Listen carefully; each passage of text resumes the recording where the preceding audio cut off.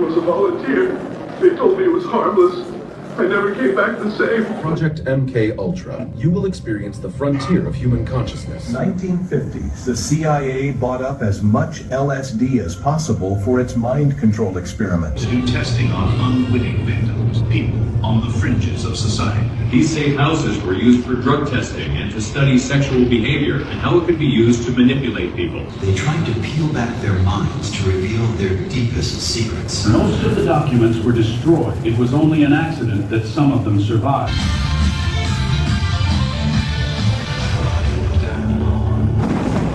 Turn on, tune in, drop out, let the light keep pouring through. I give the CIA total credit for sponsoring and initiating the entire consciousness movement and counterculture events of the 1960s. Everybody's welcome in this colorful crowd. Free love. They brought out LSD to control people, and what they did was give us freedom. Oh my God. Keep the line clear, folks.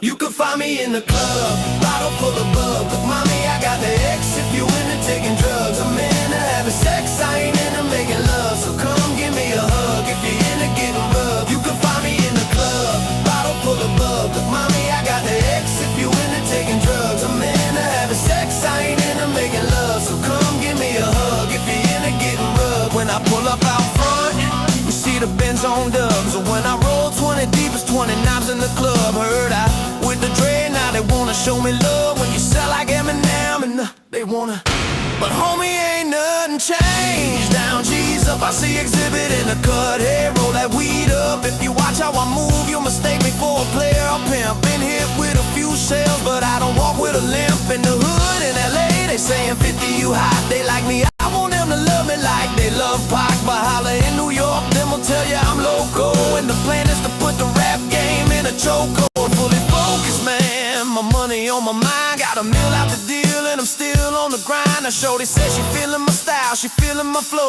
Her girlfriend willing to get by and they ready to go. You can find me in the club, bottle full of bub. Look, mommy, I got the X if you into taking drugs. I'm into having sex, I ain't into making love. So come give me a hug if you're into getting rubbed. You can find me in the club, bottle full of bub. Look, mommy, I got the X if you into taking drugs. I'm into having sex, I ain't into making love. So come give me a hug if you're into getting rubbed. My flow, my show brought me the dough that bought me all my fancy things. My crib, my cars, my pools, my jewels. Look, I done came up and I ain't changed. And you should love it way more than you hate it. You're mad, I thought that you'd be happy I made it. I'm that cat by the bar, toasting to the good life. You that ass trying to pull me back right. When my joint get the bumping in the club, it's on. I wink my eye at Chuck and she smiles, she's gone. If the roof on fire, let the burn. If you're talking about money, homie, I ain't concerned. I'ma tell you what Banks told me, cause go and switch the style up. If they hate, then let them hate, then watch the money pile up. Well, I'm back, and sorry for the long absence. As you will see in the first video that I post, I was in the hospital. I had appendicitis. I had a surgery done, and it kind of took me out in the recovery process. It kind of took the time to spend some time with family, do a little digging as well. Gave me a little time catching up, editing, and but I'm back now. There's a lot to cover, but what I want to cover on in this one is some new piecing the puzzle together. Here, let me turn this air off right now. Now, I'm sure everybody's seen Baron and Candace's episodes. Baron had talked about the Lieutenant. Oh God, forgive me, because I should know the name of the heist. With my background, but the one that's famously portrayed in Goodfellas, and how they started picking off pieces, which, yes, as you can tell, with this extremely botched assassination that still ended up with the result that they wanted, but because of it was botched, there is a major cover-up that has to take place because their original story, does not make sense. And they're cleaning house. Guys are Harpool and Dan Flood are no longer on TP USA. People are missing from the limelight. Lance is either in witness protection, probably more or less, or deceased. There is the factory in Tennessee that blew up. You have multiple things. But there's, I hate to say it, and it sucks because I had made a super chat to Baron while he was on a show. I think it was not the one for members, but the one prior. I put a super chat, and it was the only one that was displayed on screen, but he didn't read. And I think it was important to his show because he mentioned that he wants to go back to Harpool's interview and he's debating it. He needs to. And everything keeps leading back to that interview. All the half-truths. The story, the work that he covered about that lake, Fairy Lake, is mentioned in Harpool's interview. Now, I can't remember precisely, but I'm going to have to re-download it because I'm going to have to start splicing it into all my videos. But he mentions that there's a place that him and his team retreat to all the time. And if they are retreating to this place, he mentioned that his team is there and he's meeting them out there. But then you have people like Butch Hibbs and others that are not a part of his team meeting there. Clearly, it's for this reason. And I understand why TPUSA ex-nayed him, because in that whole interview is source material, whether it was intentional or not. And he talks about that's what they do. He also talks about a few other things that I'm probably going to be touching on in this, but I'm gonna backtrack to my notes because I'm trying a new way of taking notes, and let's see where these begin.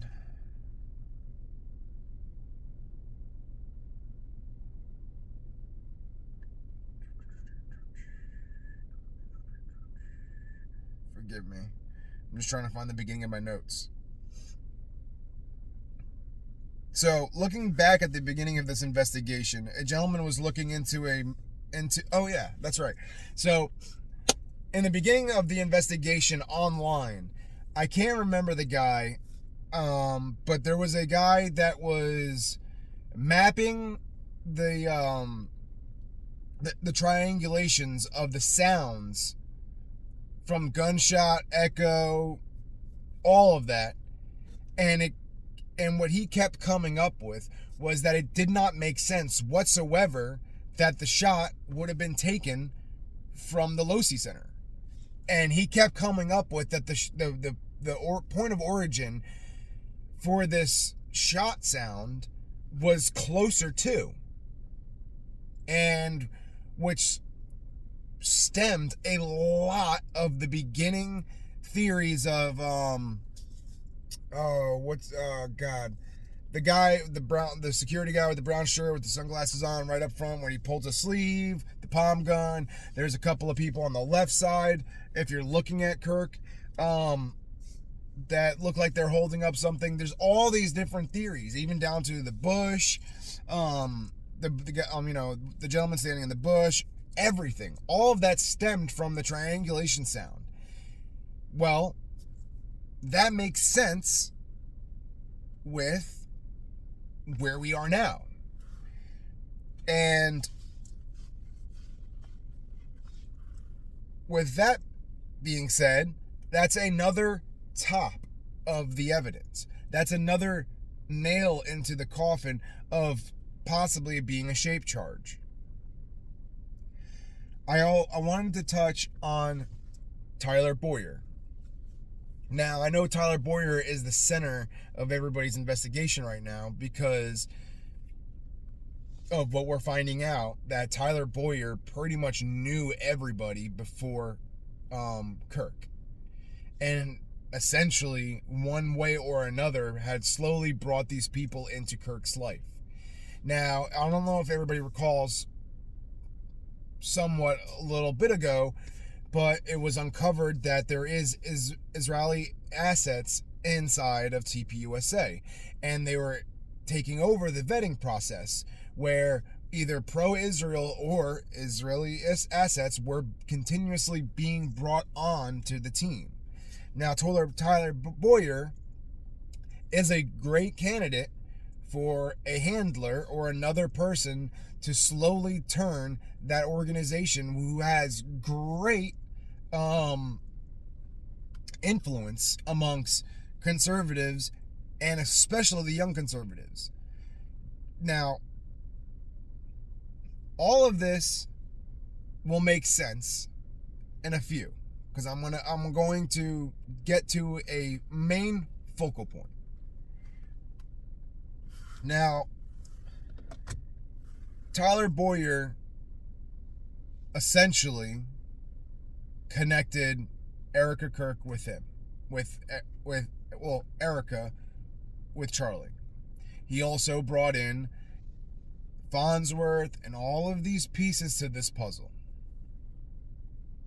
And he sounds like he kind of fits the bill as far as assets, bringing people in.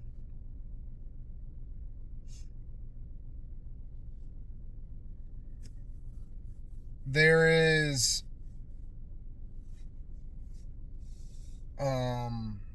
let's see here. Confirming manufacturing. So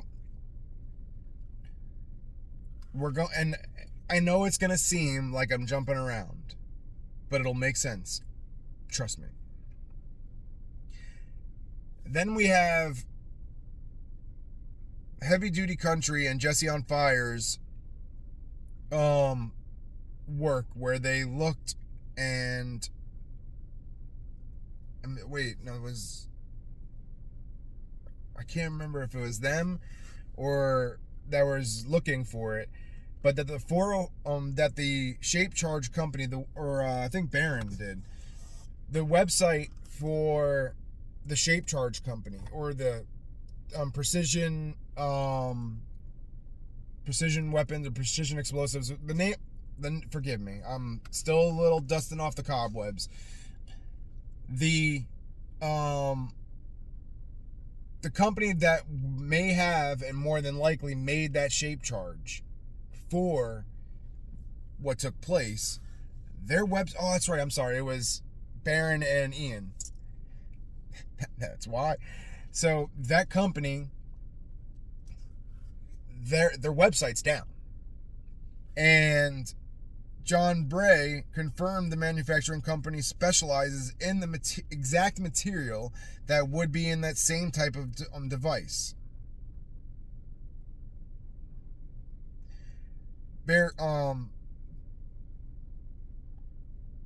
Ullman was told off. Oh, then you have Baron Coleman calling up the previous director to try to get a word from him what may or may not have taken place with the factory. And essentially, the guy told him to fuck off, which is fucking weird given the circumstances. If you got nothing to do with it, you would say, or you would probably more than likely say, hey, it's sad. I can't believe this happened. But it's very reminiscent of the gentleman who owned or ran the Twin Tower and never missed a day and just so happened to have a dermatology appointment.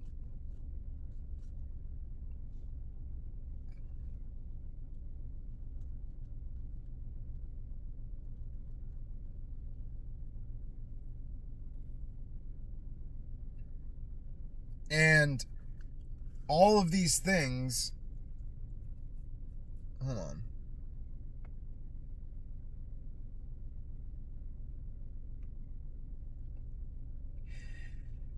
But looking back on the Wayback part of Wayback Machine, not Wayback Machine, I'm sorry. When they were able to look back on their website prior to it being taken down, there was what we now know more than likely was the order, which was the $440,000 order. That order was made for specifically extremely small demolition explosives. That order specific, the description of that order was made for what probably would be exactly what you're looking for to put inside a microphone. And following up my questions on who needs to be spoken to, I feel like the campus staff should also be followed up with, because as we know, everybody else is complacent with this cover-up. But we do know that there was a few people that pushed back on the, setting this whole event inside the amphitheater, which would essentially be the campus, like UVU, urged them to put it inside instead of there. TPUSA declined. Campus PD wanted to. Well, essentially was kind of thrown under the bus.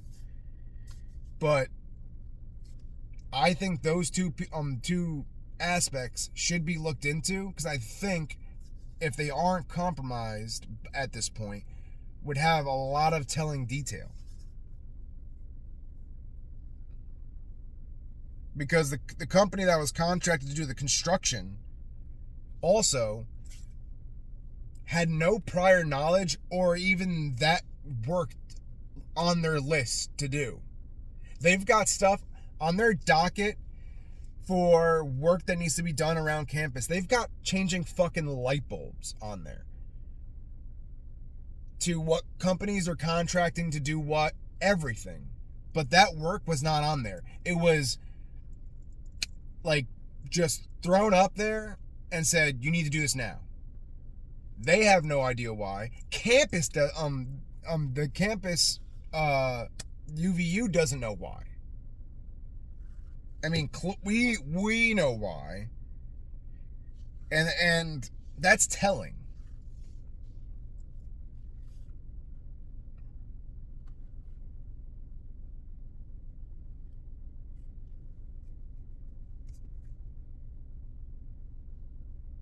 Now, I want to skip this because this is where everything's going to tie, and I want to come back to this.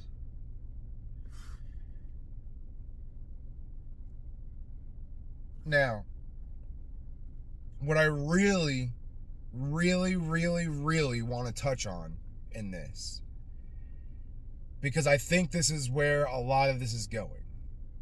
And so I'm going to rewind time a bit. MK Ultra, my first video ever about any of this was stemmed from Candace's urging warning for the threat on her life, right? Now, she had mentioned her fear and the threat on her life was her work on Brigitte Macron. Now, Brigitte Macron's interesting story begins, point of origin of her story, or his story, depending on what side of the little Brigitte you're on, the little Macron, started here in the U.S. following Operation Paperclip, a big part of that was MK Ultra. Now, MK Ultra, sorry, there's just a weird car driving around.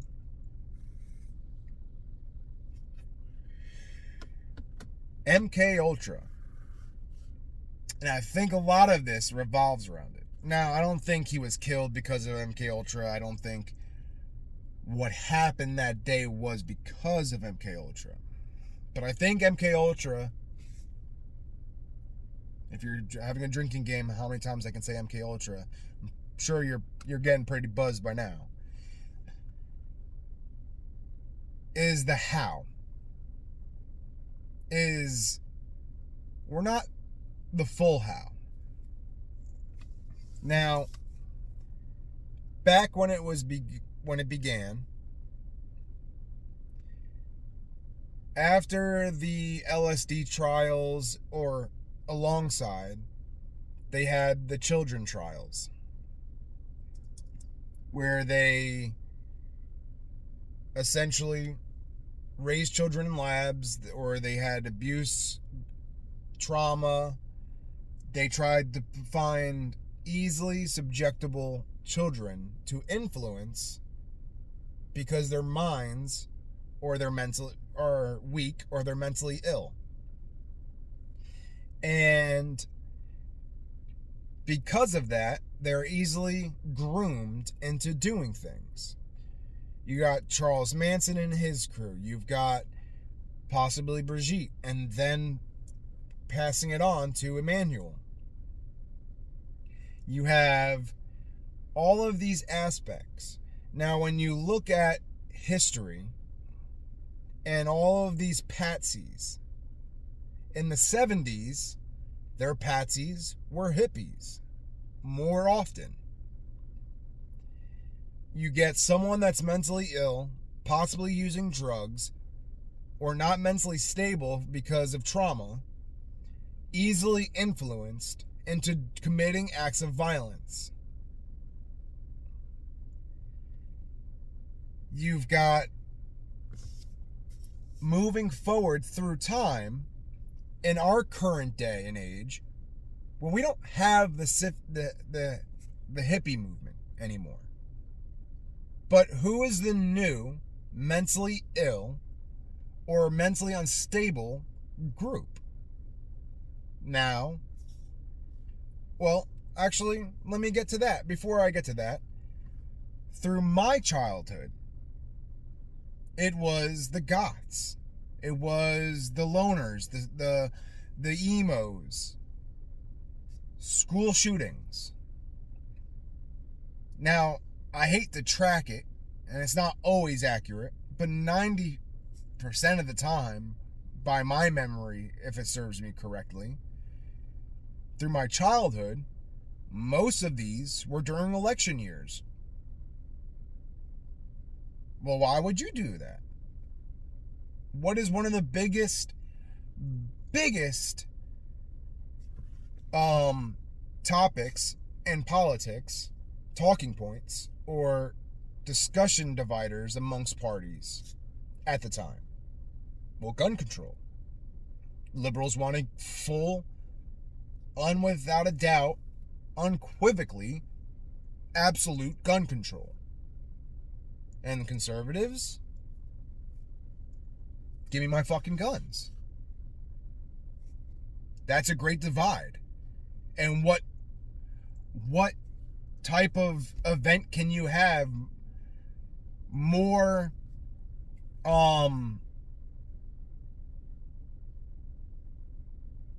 pivotally, which is for the lack of better words, than a school shooting?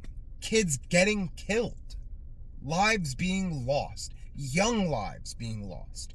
What can drive a narrative so far that it makes it almost hard to even argue? The problem with that argument was very evident. The problem wasn't gun control. It was mental health. Now, you can take the guns away, but it doesn't change the problem. Those feelings were still there. And what will tend to happen instead of school shootings, which is absolutely horrendous and tragic, is suicide. If the victimized can't vindicate themselves and fight back in their way, then they will kill themselves or potentially find another way to harm people.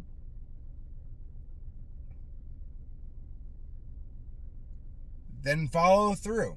What's the next thing? The next biggest polarizing topic. BLM. Now, I'm not saying I'm not saying that there wasn't something to be heard, but I don't think the problem is at the scale as it was made out to be. And what was happening every election year. A young black man, whether he was a criminal or not, being killed. Now, these accidental or purposeful killings happen more often than not. And they're more often white people. But that's not the problem in this. The problem is that you have a serious situation being used as a polarizing situation to swing votes. They don't care. Neither side care. And that should be evident through the rest of the administration. After election year is done, nothing is done about it, so it is very evident that it's always used as a way or means to get elected. But again, the problem lied inside of these events. When you have these big demonstrations, they often turned violent. Was it because of black people? No. It was because of mentally ill people that were being encouraged and enticed and manipulated to cause havoc, to start riots. You got Antifa showing up to most of these marches. And I can go into the fact that the BLM organization itself is corrupt and all that shit. I'm leaving this out to stay on topic. You have Antifa, again, and you have former Antifa members coming out and saying it, that they were being manipulated, that there is clearly feds disguising themselves as members to manipulate and groom these mentally unstable people into doing their bidding. It is a common trend. And if there was this much of a eye-opening situation back then, I'm sure we would have saw in between the lines when it came to the school shootings. But unfortunately, they got away with them. Now, fast forward to today. What are we having done now? LGBTQ, trannies, whatever they are, I'm sorry, that sounded wrong. Whatever the person is, being manipulated. You have Butler, Pennsylvania. You have almost in-your-face evidence that the kid is being manipulated by someone who is working in the FBI building. Because there's two cell phones, his and someone from the FBI building, meeting close by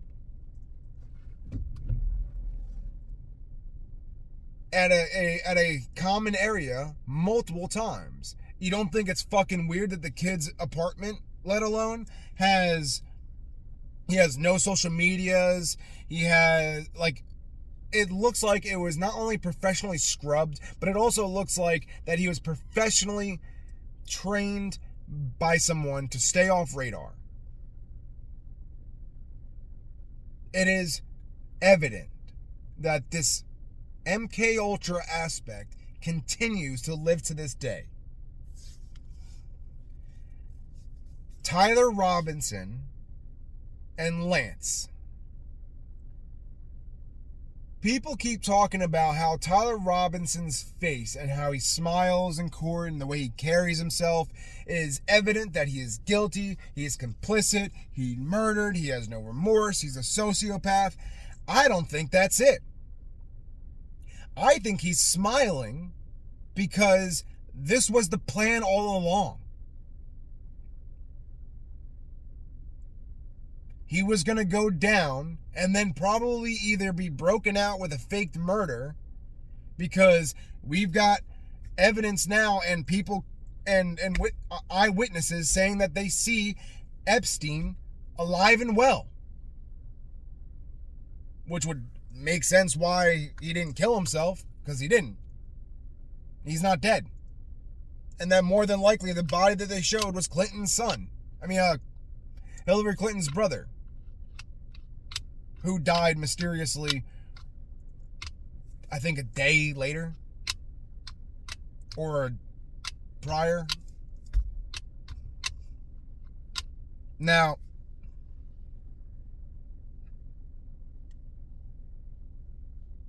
the reason why I'm saying this, and I'm just trying to get back to my notes, it is clear that there is manipulation going on.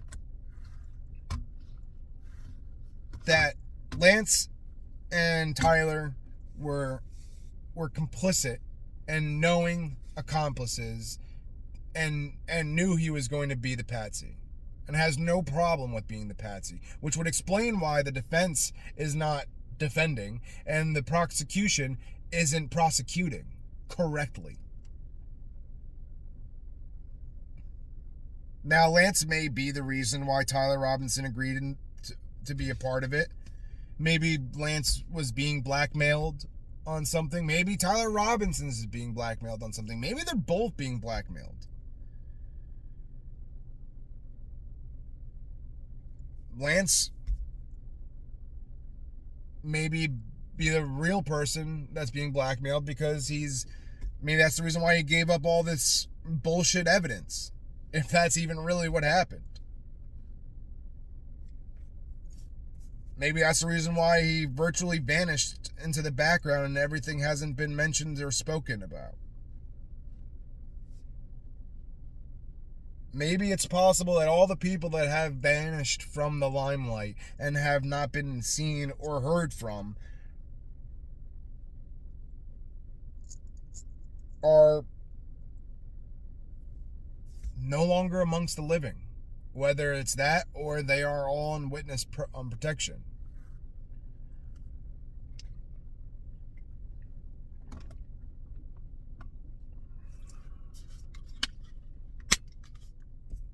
But I think that Tyler Robinson knew he was going to be a patsy, and I knew that he was going to get arrested and possibly either locked up for a long time,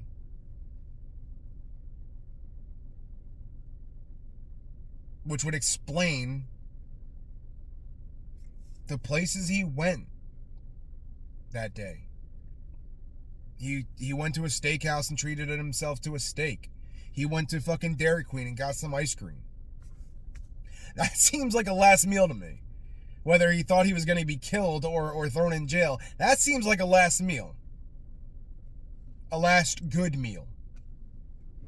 It's like he was trying to live up the last very moments that he was going to have, whether it's on the outside or in the ground.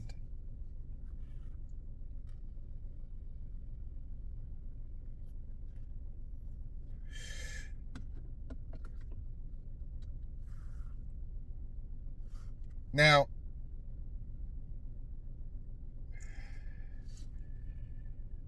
the MK Ultra aspect got its fingerprints all over this case. from Macron to the patsies, everything.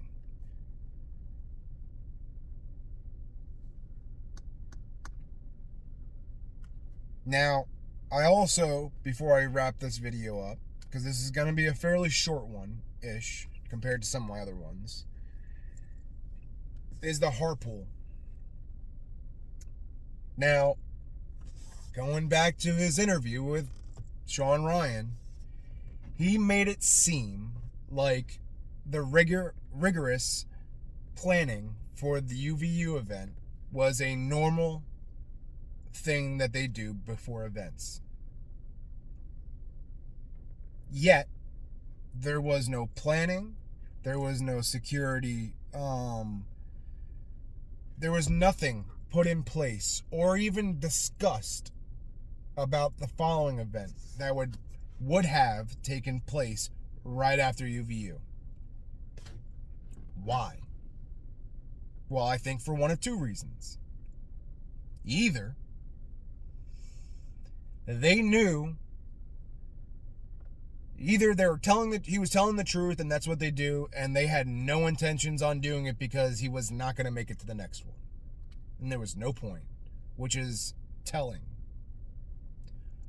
Or he was lying and they don't do that kind of planning and training for each event, and they only did it for that one to make sure everything happened the way it was supposed to. Either way, it's incriminating. There is no good side of that statement at all at this point. It's one of the two. Either you super planned assassination, or you knew you were going to kill him because you weren't going to do it. There was no point in setting up the security for the next one. That itself should be put into the fucking evidence.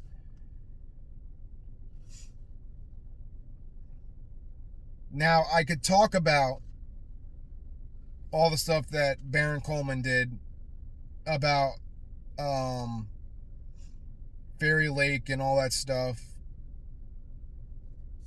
and everybody being there right around the interview, whether it was before or after, trying to get their story straight. But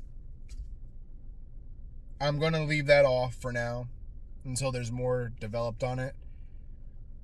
I mean, there's something there, but I don't have enough.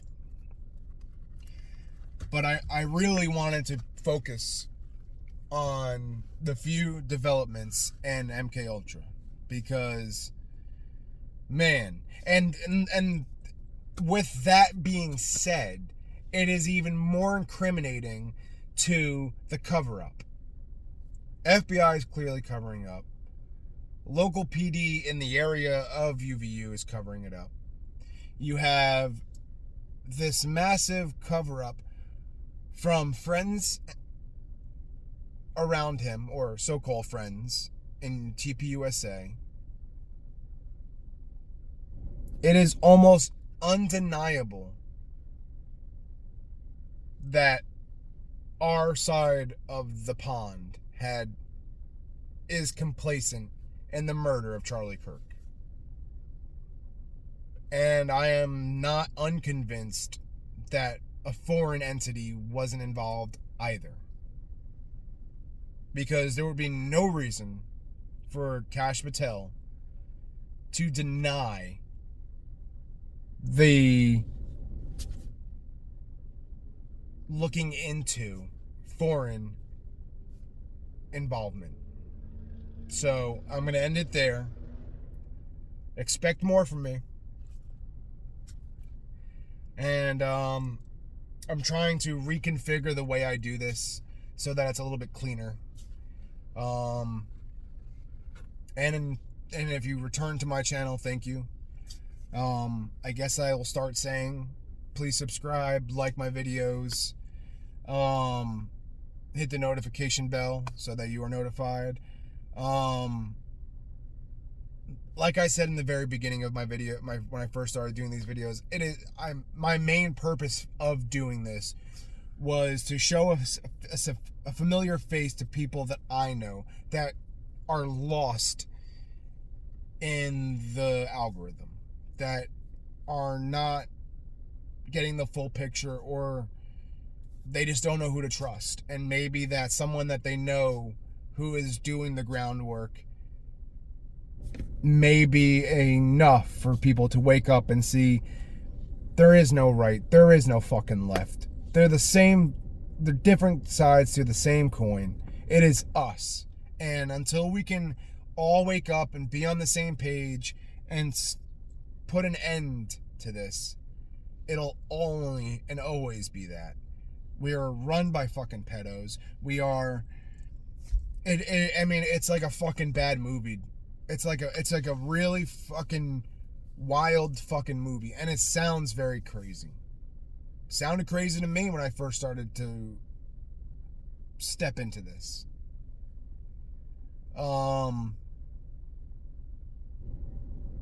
But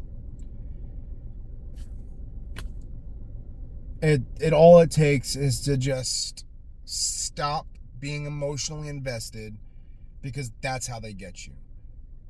Don't get emotionally tied to the talking points. Forget all that.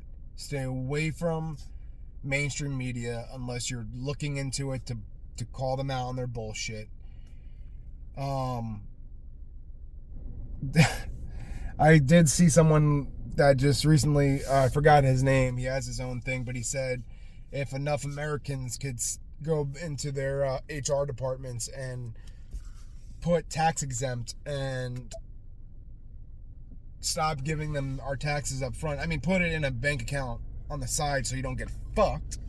But if they don't get all our taxes right up front from our paychecks, it might be enough to start rattling some cages.